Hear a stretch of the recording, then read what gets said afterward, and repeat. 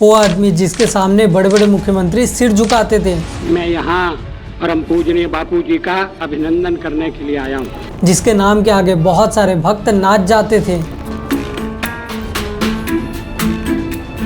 घर घर में जिसकी तस्वीर भगवान के साथ लगाई जाती थी। आज के डेट में वही आदमी जेल के अंदर अपनी आखिरी सांसें गिन रहा है। आसाराम को उम्र कैद की सजा सुनाई। इस वीडियो में हम बात करेंगे भारत के सबसे फेक संत के बारे में और हम जानेंगे आसाराम की पूरी कहानी कि कैसे एक आम आदमी पहले तो एक बाबा बना, बहुत बड़ा संत बना, लाखों फॉलोवर भी बनाए और बाद में जाके जब असलियत पता चली तो सब लोगों को ये पता चला कि बाबा ने तो बलात्कार किया हुआ था और कैसे पुलिस ने इसको पकड़ के पहले अदालत भेजा, बाद में इस पे केस हुआ और ये बाबा बहुत दिन के लिए जेल चले गए। तो चलिए शुरू करते हैं आसाराम की कहानी।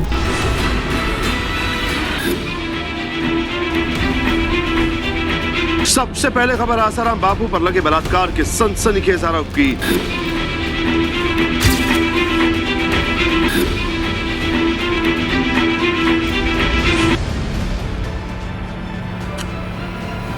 कहानी की शुरुआत होती है 2013 अगस्त की एक रात। दिल्ली के कमला मार्केट थाने में रात के 11:55 में एक एफआईआर दर्ज होती है और उस एफआईआर में एक बात लिखी हुई थी कि आसाराम बापू ने एक नाबालिग लड़की का रेप किया है और इस शिकायत ने पूरे देश को हिला के रख दिया, क्योंकि जिस इंसान को लोग भगवान की तरह पूछते थे उसी इंसान के ऊपर नाबालिग से रेप करने का इल्जाम लगा था। और ये घटना मनई आश्रम का था जो कि जोधपुर से बहुत ही ज्यादा करीब था। तो ये मामला तुरंत जोधपुर पुलिस को सौंप दिया गया। उसके बाद डीएसपी अजय लामा ने तुरंत मनई आश्रम को सील करने का आदेश दिया और जब पुलिस ने इस आश्रम को सील किया तो ये कहने के लिए तो बस एक आश्रम था, लेकिन अंदर से किसी महल और बंगले से कम नहीं था। किसी के प्राइवेसी को नुकसान ना पहुंचाने के लिए मैं इस वीडियो में लड़की का नाम बदलने जा रहा हूं और हम लड़की का नाम स्वाति मान लेते हैं। शुरुआत में वो लड़की मध्य प्रदेश के छिंदवाड़ा में पहले आश्रम में पढ़ा करती थी और पूरा का पूरा परिवार पहले तो आश्रम का भक्त था और इस लड़की के पापा का पहले ट्रांसपोर्ट का बिजनेस था और इनके दोनों बच्चे आश्रम में ही पढ़ाई किया करते थे।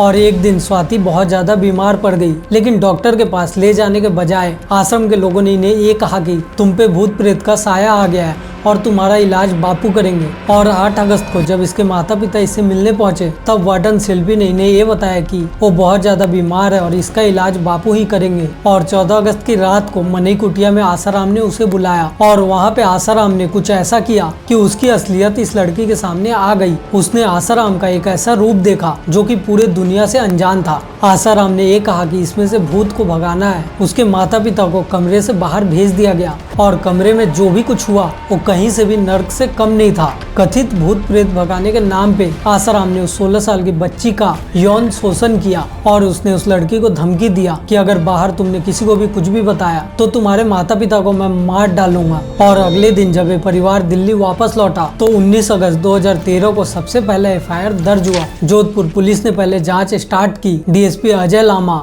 एसपी चंचल मिश्रा और एसएचओ मुक्ता पारिक, इनकी टीम ने बिना डर के जांच का काम शुरू किया। जोधपुर के आश्रम में गुप्त रूप से जाके जांच हुई, जहाँ जाके एक बात उन्हें पता चली कि ये वो पहली लड़की नहीं थी, बल्कि इससे भी पहले बहुत सारी लड़कियों ने आधे में पढ़ाई छोड़ के आश्रम को छोड़ चुका था। और जांच के दौरान मेडिकल रिपोर्ट को कंफर्म किया गया उस लड़की के साथ सेक्सुअल असॉल्ट हुआ था और इंडिया के संविधान के हिसाब से ये मामला पॉस्को एक्ट के अंदर रेप का था। और 29 अगस्त को आसाराम को जोधपुर बुलाया गया, लेकिन वो आया नहीं, कहीं गायब हो गया। मीडिया ने बहुत सारे सवाल उठाए कि बाबा आखिर है कहाँ। और तब जाके डीएसपी अजय लामा ने एक प्रेस कॉन्फ्रेंस को बुलाया और उन्होंने इस बात को पब्लिक में अनाउंस किया कि अब वो तैयार है और जा रहे हैं बाबा को अरेस्ट करने। और ये तो बस एक चाल थी। मीडिया ने खबर सारे शहर में फैला दी। तब आसाराम बापू एयरपोर्ट से भागने की कोशिश कर रहे थे और तब एयरपोर्ट से पुलिस के पास कॉल जाता है कि आसाराम अभी के टाइम में एयरपोर्ट में है। और बस वहीं से शुरू हुई ऑपरेशन आसाराम। इंदौर और भोपाल के बीच रेड शुरू हुई। जोधपुर में पुलिस ने एक गुप्त टीम भेज दी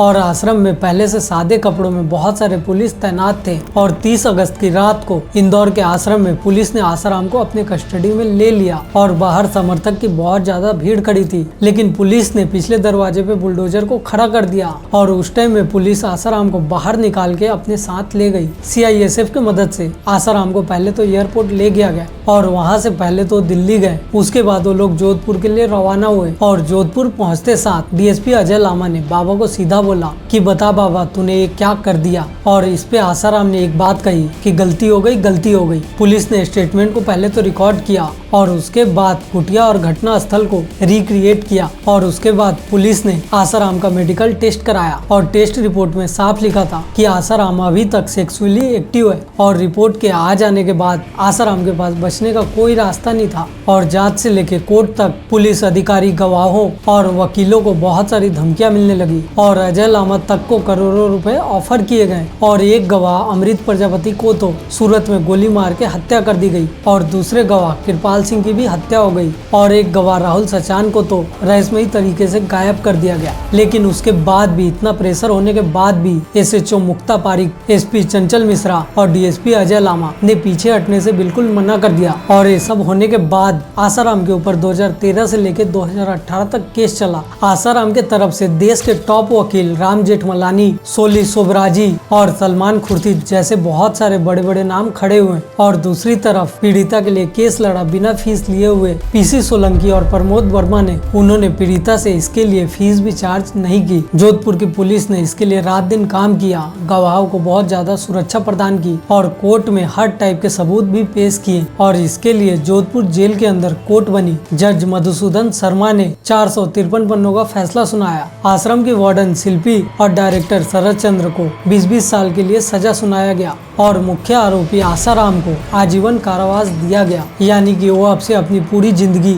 जेल में ही बिताने वाला था। और इसके बाद गुजरात की अदालत ने भी सूरत के केस में आसाराम बापू को आजीवन कारावास थमा दिया। कभी ये करोड़ों के मालिक थे, इनके पीछे बहुत सारे भक्त नाचते थे, लेकिन आज के टाइम में एक जेल में बंद कैदी है और ये बस एक बाबा की कहानी नहीं है, बल्कि सारे भक्तों के लिए एक चेतावनी है। जो लोग भक्ति के नाम पे पूरे के पूरे अंधे हो जाते हैं। अगर आपको ये वीडियो अच्छी लगी हो तो इस वीडियो को लाइक, शेयर और चैनल को सब्सक्राइब जरूर करें। मिलते हैं आपसे फिर अगले वीडियो में।